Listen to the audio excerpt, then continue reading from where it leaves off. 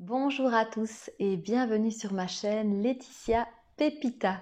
Je suis vraiment super contente et vraiment très heureuse de pouvoir partager ces vidéos avec vous.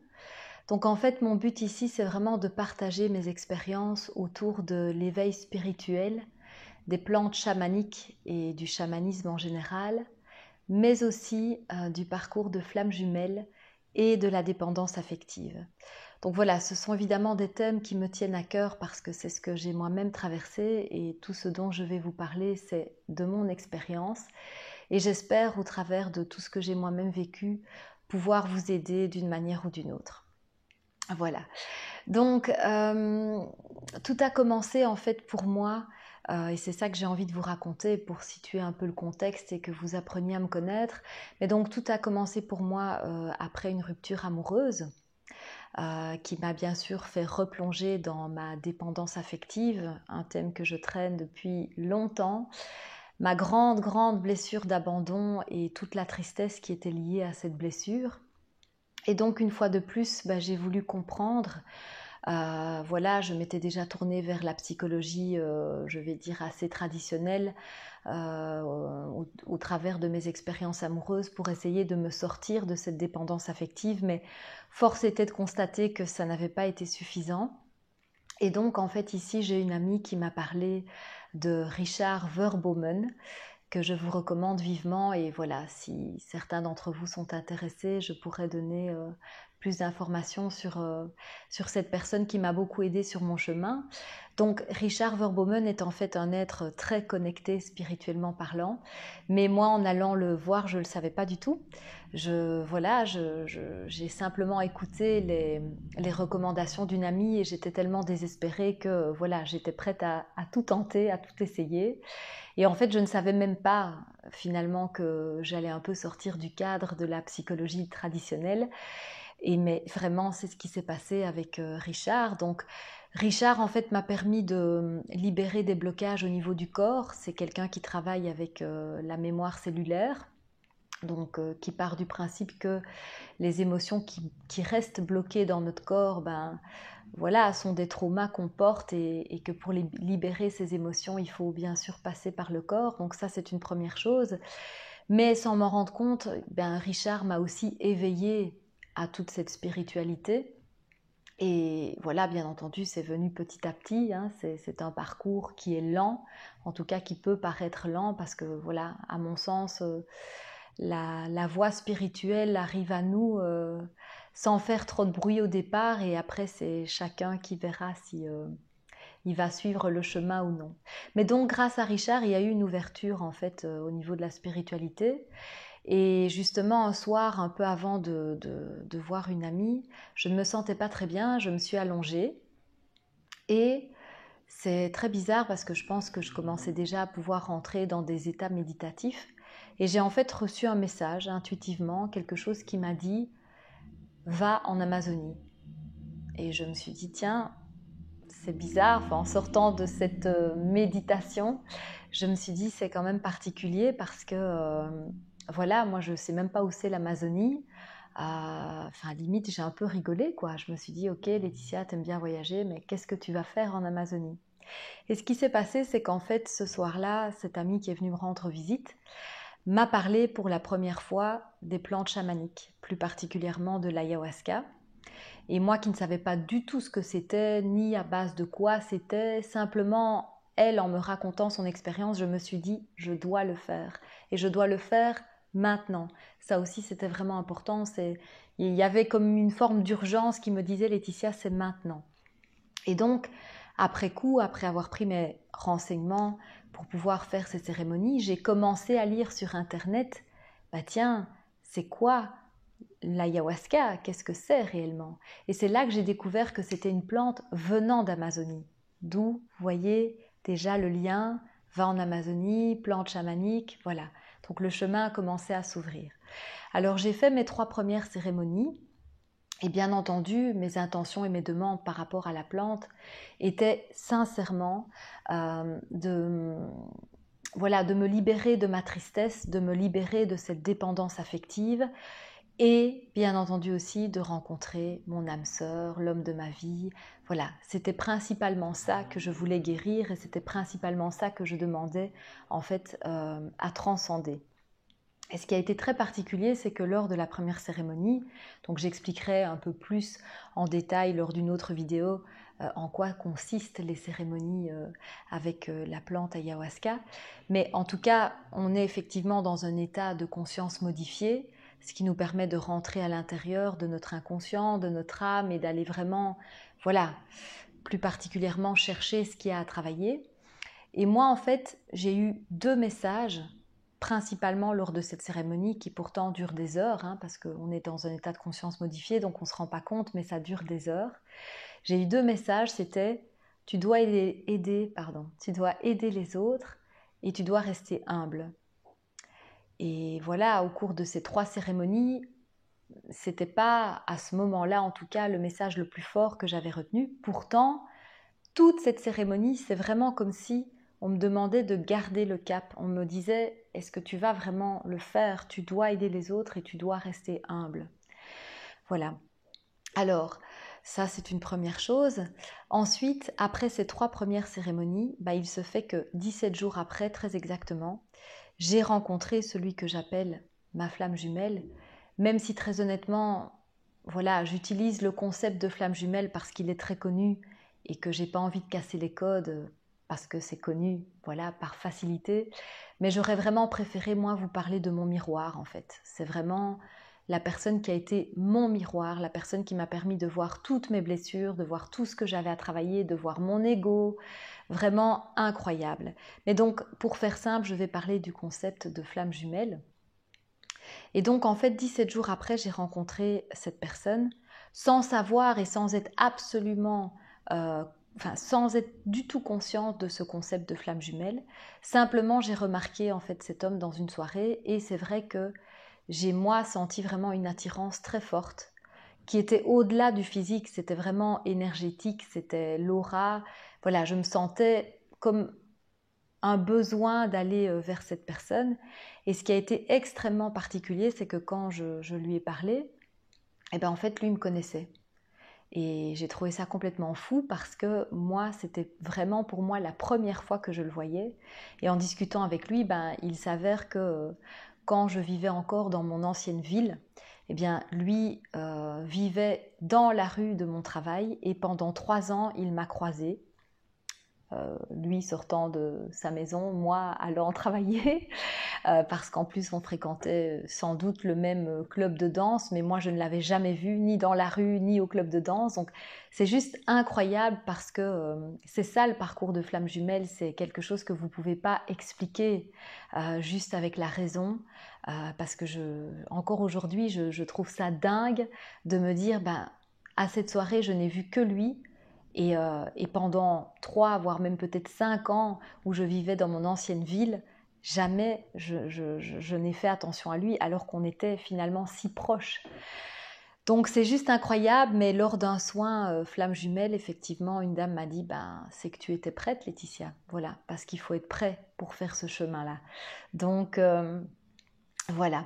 Donc j'ai rencontré ma flamme jumelle. Alors autant vous le dire tout de suite et être honnête avec vous. Au jour d'aujourd'hui, je ne suis pas réunie à ma flamme jumelle. Je sais que c'est une personne qui très certainement va se marier et a une belle relation. Néanmoins, ça ne remet absolument pas en question le fait que c'est mon miroir, comme je vous le disais, parce que je sais ce que j'ai vécu et je ne remettrai jamais en doute ce que j'ai vécu, parce que c'était trop fort pour pouvoir être mis en doute. Mais je peux aussi vous dire qu'aujourd'hui, après énormément de souffrance, mais vraiment une souffrance inimaginable que seul quelqu'un qui est sur le parcours de flamme jumelle peut comprendre, il n'y a pas de mots, tellement c'est fort et c'est puissant. Mais je peux quand même vous laisser un message d'espoir, c'est qu'aujourd'hui, je ne suis pas réunie à ma flamme jumelle et pourtant, je suis heureuse et pourtant, je fais cette vidéo pour vous et pourtant, je ne me suis jamais sentie aussi bien dans ma vie et pourtant, je pense même être tombée amoureuse. Donc voilà, c'est vraiment un message d'espoir parce qu'il y a beaucoup de choses qui circulent et qui se véhiculent sur les flammes jumelles où on a l'impression que si on n'est pas réunis, voilà, c'est une souffrance à vie. Alors croyez-moi, je l'ai cru aussi parce qu'effectivement ce parcours est tellement douloureux que voilà, on peut se dire que jamais on va s'en sortir et que si la flamme jumelle ne revient pas, la vie est terminée. Mais je suis là pour vous témoigner que non. Voilà. Donc, lors de cette rencontre avec ma flamme jumelle, moi je n'étais pas du tout consciente que c'était ma flamme jumelle. Je remarque simplement que c'est arrivé 17 jours après mes premières cérémonies. Et donc pendant un an, pour ceux qui connaissent déjà un peu le parcours de flamme jumelle, a été réellement le jeu du chat et de la souris. Le runner et le chaser en plein, pour les termes qu'on utilise aussi habituellement. Et moi, pendant toute cette année-là où on n'est pas réellement sortis ensemble, on s'est plutôt tourné autour, mais voilà, moi je ressentais un lien extrêmement fort pour lui, une attirance incroyable, sans le connaître, vraiment quelque chose qui venait profondément de mon âme en fait. Et, et pendant une année, voilà, ça n'a rien donné. J'étais évidemment à fond dans le chaser, le contrôle, la blessure d'abandon, voilà, mais j'étais consciente de rien. J'étais consciente de rien. Et au bout d'une année, j'ai décidé à un moment donné, mais vraiment en mode bien chaser, que je ne voulais absolument plus poursuivre cette relation qui n'en était pas une et que je voulais couper tous les ponts. Voilà. J'avais envoyé un dernier message à cette personne en lui disant: écoute, voilà, si nous deux c'est juste de l'amitié, je préfère en rester là parce que moi je ressens beaucoup plus. Et voilà. Et ça donc c'était au mois de novembre, donc novembre 2020. Et ce qui s'est passé, c'est qu'en décembre, j'ai fait à nouveau une cérémonie chamanique. Et mon intention cette fois-là était très claire. Elle était extrêmement claire. Mon intention était: je me transforme pour rencontrer l'âme sœur. Parce que même si j'étais pas du tout consciente ni au courant de quoi que ce soit sur le parcours de flamme jumelle, moi, dans mon expérience humaine, je me rendais bien compte que si j'avais un appel si fort de mon âme pour vivre une relation d'amour, mais vraiment authentique et pure, et que je n'y arrivais pas, c'est que c'était bien moi qui avais des blocages. Et donc mon but était simplement que la plante m'éclaire sur ce que je devais changer en moi. Et en fait, l'expérience que j'ai vécue là, je ne l'oublierai jamais, jamais. Pour moi, il y a eu un début d'éveil spirituel et pour moi, cette cérémonie-là a vraiment tout ouvert, tout s'est ouvert. J'ai vécu une cérémonie qui a été extrêmement dure d'un certain point de vue et extrêmement belle aussi d'un autre point de vue. C'est-à-dire que pour la première fois, j'ai vécu une cérémonie où les gens qui étaient autour de moi pensaient que j'étais tombée dans un état d'inconscience. Voilà, que j'étais inconsciente. Alors que moi, à l'intérieur de moi, c'est pas du tout ce que j'ai vécu. Alors attention, c'était pas beaucoup plus gai, j'ai envie de dire, parce que quand j'ai fait cet appel très fort et cette demande de rencontrer, en fait, de me transformer pour rencontrer mon âme sœur, tout d'un coup, je me suis sentie mais vraiment bloquée. J'ai eu comme une peur énorme. J'ai senti un blocage, comme si plus rien ne pouvait se passer. J'étais complètement bloquée. J'ai demandé de l'aide, mais quand je demandais de l'aide, je ne savais même pas ce qui pouvait m'aider. Et en fait, à un moment donné, ce que moi j'ai senti, c'est vraiment je vais rester coincée entre deux mondes. C'est ça que moi j'ai ressenti et c'est là que les gens autour de moi ont vu peut-être cet état d'inconscience. Et j'ai senti comme si une force me traversait tout le corps, comme une force, une énergie, et comme si elle me transformait de la tête aux pieds. C'est vraiment cette sensation que j'ai eue, c'était on me transforme de la tête aux pieds. Et en fait, après ça, je suis tombée dans un état où, effectivement, je n'avais plus trop de contrôle sur moi-même, alors que dans toutes les autres cérémonies, j'ai toujours gardé, je vais dire, de la cohérence et j'ai toujours vu et entendu les messages et j'étais toujours bien présente. Mais là, je suis vraiment partie dans un truc où, en fait, pendant 4 heures, j'ai crié le nom de cette flamme jumelle, j'ai crié le nom de cet homme, alors que je vous dis, un mois auparavant, moi j'avais dit, c'est mort, je ne veux plus, je ne veux pas. J'ai crié pendant vraiment 4 heures ou plus le nom de cet homme.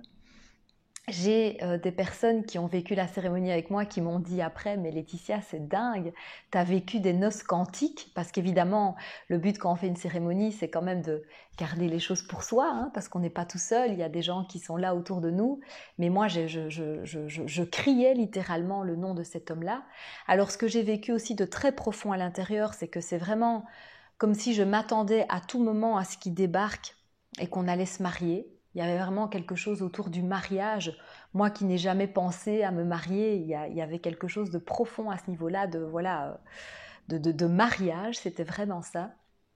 Et alors, ce qui a été très très puissant aussi pour moi, c'est que à un moment donné, je me suis entendue dire, c'est vraiment ça, parce que j'étais loin, on va le dire comme ça, je me suis entendue dire qu'on avait déjà eu des enfants, qu'on s'était toujours aimé et que voilà, qu'on avait vécu plein de choses mais qu'on avait continué à s'aimer.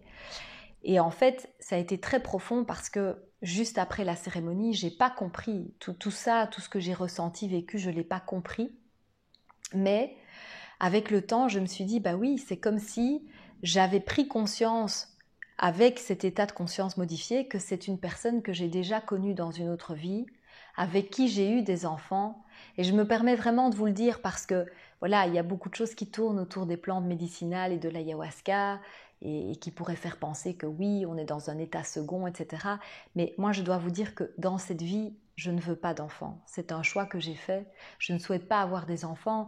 Et donc pour moi, dans l'inconscient ou dans le conscient, c'est pas quelque chose qui pouvait ressortir comme ça naturellement que oui, parce que j'aime cet homme plus que tout, je veux des enfants. Non.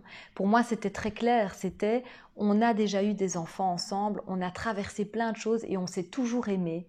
Et c'était tellement profond, c'était dingue, c'était vraiment dingue. Moi, je peux juste vous dire qu'après cette cérémonie-là, en fait, il y a vraiment eu un avant-après. Il y a eu un avant-après parce que après cette cérémonie, pendant 6 mois, j'ai fait ce que moi j'appelle, ce sont mes propres termes, une dépression consciente. C'est-à-dire que j'ai pleuré tous les jours pendant 6 mois, vraiment. Mais il était hors de question que j'aille voir un médecin ou hors de question que je prenne des médicaments parce que, en fait, dans toute cette tristesse, toute cette souffrance que je vivais, j'ai quand même compris qu'il se passait quelque chose de très fort pour moi. Et c'est vraiment ça, cet éveil spirituel, en fait. C'est vraiment là que je l'ai vécu. Parce qu'en fait, la vie était en train de mettre tout sur mon chemin pour que je me transforme. C'était vraiment ce que j'avais demandé. Et à partir de là, j'étais dans une telle souffrance que j'ai fait des recherches et que grâce aussi à un ami qui participait à la cérémonie avec moi, qui a vu l'état dans lequel j'étais, etc., qui m'a envoyé des vidéos, je suis tombée par hasard, mais pour moi il n'y a plus aucun hasard, je suis tombée sur les flammes jumelles. J'ai commencé à lire le parcours des flammes jumelles et j'ai compris que tout était juste, tout du début à la fin en fait. Souvenez-vous, ma première cérémonie avec la plante, on m'a dit tu dois aider les autres et tu dois rester humble. C'est une des missions très fortes de la flamme jumelle d'être au service de plus haut, d'être au service d'aider. Moi, évidemment, je n'avais pas conscience de tout ça. À la limite, je me demandais pourquoi on me demandait ça. Vous comprenez? Et ce qui a été encore plus dingue, c'est que quand j'ai commencé à lire le parcours des flammes jumelles, je me suis aussi rendu compte, mais Laetitia, tu as une blessure d'abandon, tu es contrôlante, tu es à fond dans le... Tu es typiquement le chaser, il n'y a pas plus de chaser que toi.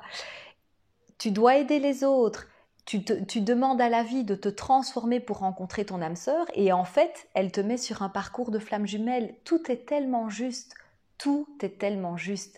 Et effectivement, la dépression consciente que j'ai faite pendant 6 mois m'a aussi révélé justement ma mission de vie. Parce que ce qui a été incroyable, c'est que du jour au lendemain, suite à cette cérémonie, je dois être honnête avec vous et vous dire que ce qui a été très très dur aussi pour moi, c'est que du jour au lendemain, j'avais perdu l'intérêt du travail que je fais et que je fais toujours actuellement.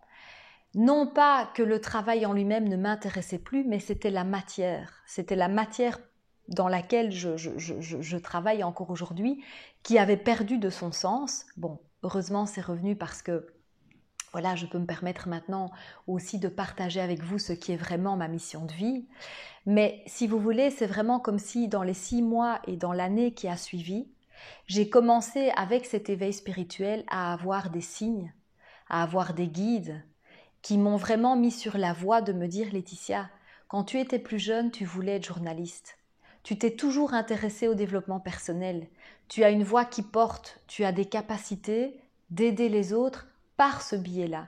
Et en fait, à partir de là, j'ai commencé à écrire, j'ai recommencé à chanter, j'ai commencé à me dire que oui, peut-être que je devais partager ce que j'avais de toutes mes expériences sur YouTube. Mais vous voyez, tout provient de cette cérémonie qui a vraiment ouvert tous les canaux, qui m'a fait travailler sur moi par le biais effectivement du chemin des flammes jumelles, et c'est juste magnifique. Voilà.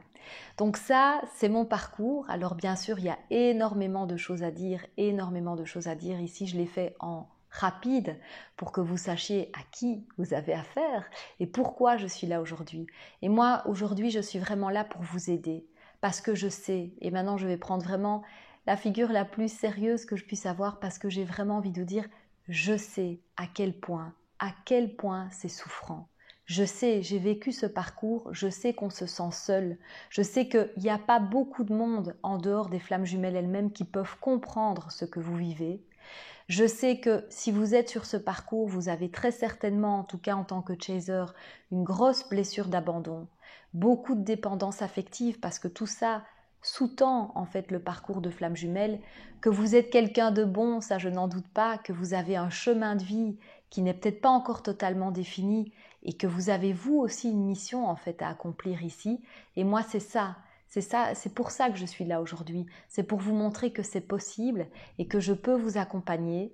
Et ça, je le ferai quand même, malgré tout, dans la joie et la bonne humeur, pour vous rappeler qu'au bout du parcours, vous allez vous retrouver vous-même, un être complet qui s'aime vraiment et qui peut à nouveau se permettre d'être dans la joie. Voilà, c'est tout le mal que je vous souhaite et je vous dis à bientôt dans les autres vidéos. Gros bisous!